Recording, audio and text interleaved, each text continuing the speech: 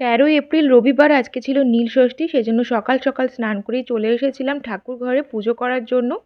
এখানে সমস্ত কিছুই বাপি এনে দিয়েছিল, গঙ্গা জল, দুধ, গঙ্গা জল তো আমাদের ছিলই, তাছাড়া আকন্দ ফুলের মালা, অপরাজিতা ফুলের মালা, গোটা বেল, কাঁচা আম, ধুতুরো ফুল, ৫ রকমের ফল, মিষ্টি, সমস্ত কিছু।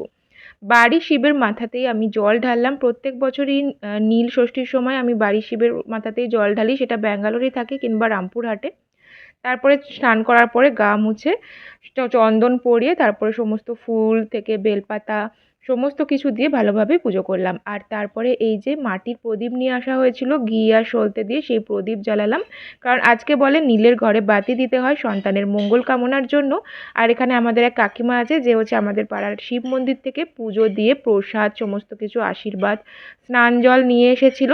তো ভালোই হলো, আমরাও সেই প্রসাদ পেলাম, সেই প্রসাদ আমাদের ভাগ্যে ছিল।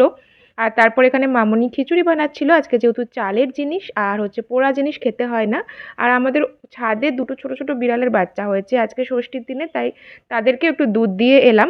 আর আজকে উজ্জ্বল, বাপি আর তোজোর জন্য ভাতই হয়েছে, তবে নিরামিষ মেনু হয়েছে।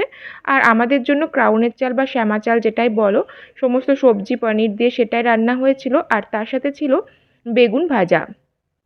এরকমভাবেই আজকে নীলষষ্ঠী আমরা পালন করলাম।